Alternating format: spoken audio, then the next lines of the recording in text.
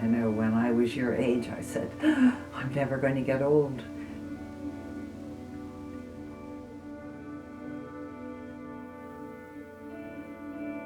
I've always thought that I'm evolving. And as you evolve, you're changing, but you're still what you were.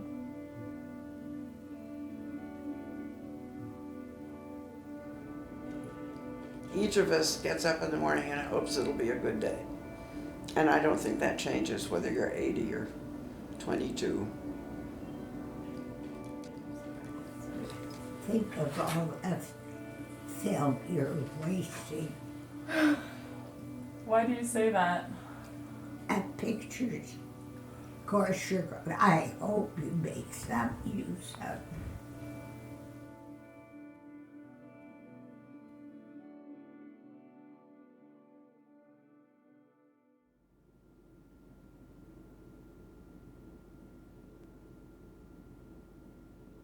What is this film about? What are we trying to say here? I think we're trying to figure out if time creates a barrier between us. We are Oberlin College students now. They used to be Oberlin College students. The only thing that separates us is time. If you said college, I would say Oberlin. We would go downtown and have ice cream cones and walk through the lovely elms that used to be on Tappan Square. I think a life challenge is finding the time, the space, the energy to develop as many interests as one can. And perhaps one reason students envy us at Kendal is that we do have the time and the space. The problem is the energy is decreasing. I certainly remember the passion of when I first began pondering and thinking about what was important to me and who I thought I was.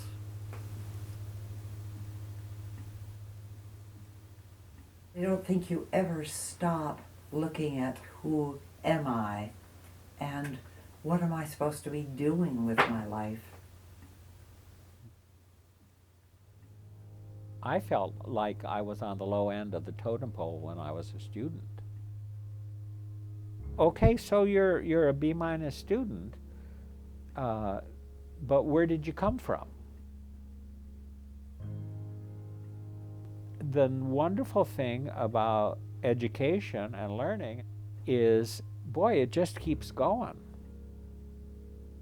And it just gets better and better and better. The teaching and the learning, just fertilizing and talking and just happening in a conversation. You should pursue your dreams. I'll tell you that. You should pursue your dreams. I think that's important. To say, oh, but make your dreams realistic. No, I mean, dream. That's what it is. You don't stop learning just so you finally got that famous degree from Oberlin. So I'm alive in my music here and alive with the kids that I see. And when I'm down in Oberlin, some kid will yell, "Miss T!" And I like that. Well, I must say, I'm not very good at spending a day alone. And when I can't do this accompanying anymore, I'm worried about that. I think that you wake up in the morning thinking, what can I bring to this day and what will I learn from this day?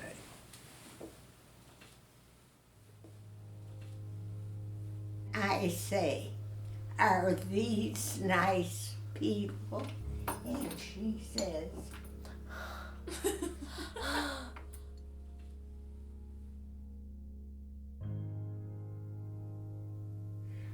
I always talk too much.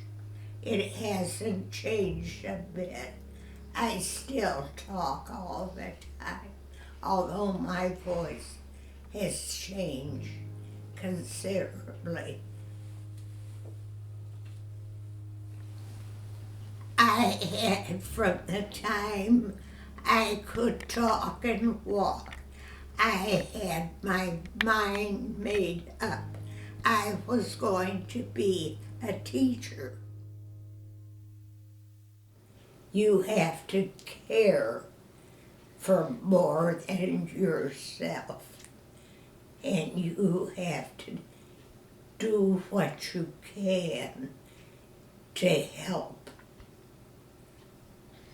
Now that may be dreaming, but dreaming's not bad. I guess where we wanted to start is the first times that you guys came to Oberlin and what your lives were like at that time. Do you want to start? All right.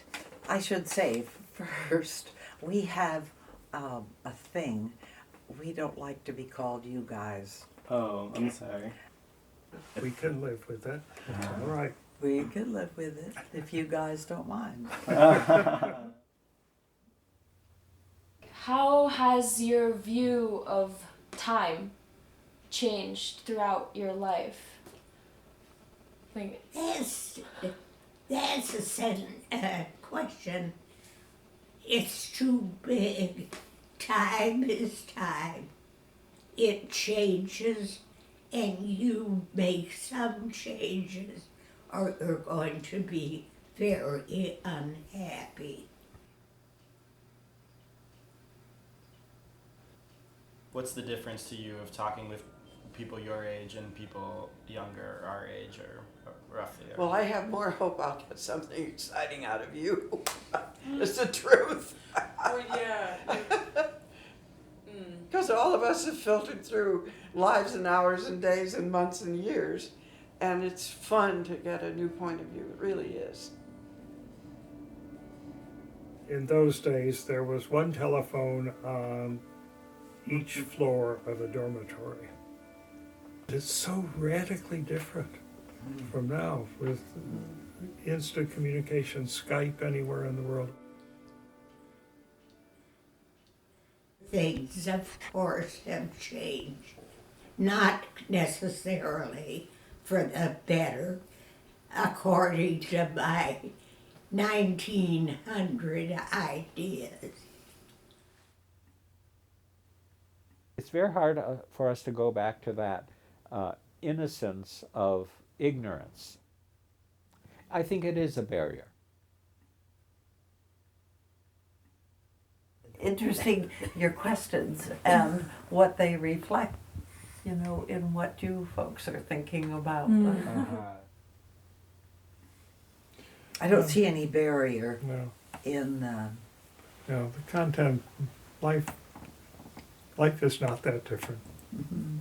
People eat, sleep, go to class, have dates, take trips. I've never been to the Arb. Isn't that strange?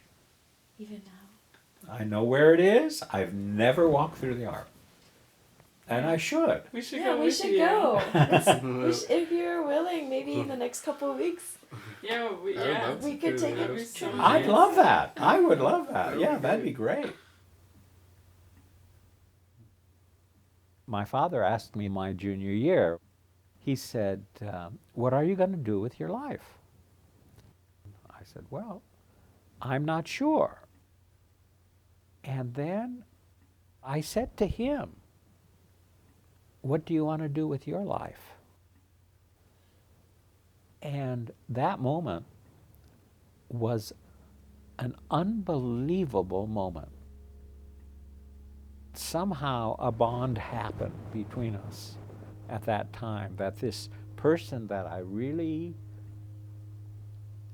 certainly respected and probably feared was more of a human being and person that I could relate to, and he found that he could relate to me.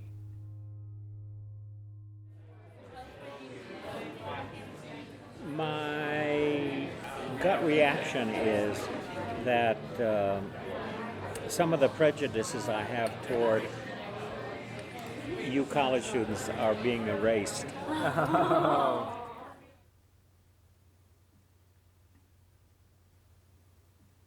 Maybe you can change time by changing enough people.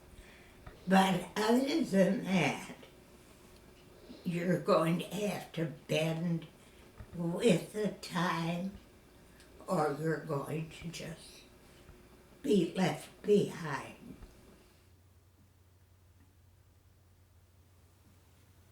Fear. What do I fear? Well, I think being older, it's not that I fear. I'm more concerned about different things. I was never concerned about my health when I was your age. I mean, you're immortal, aren't you? Feels like it. It feels like it, sure it does. We came back for our 60th reunion, and we're planning for our 65th.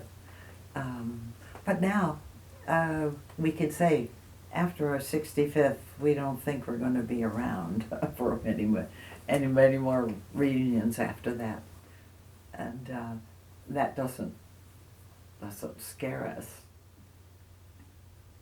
Dying is a part of our life here, and we didn't have that experience as students. You're thinking about what kind of a memory will I leave for my children? Who will they remember me as? And my grandchildren.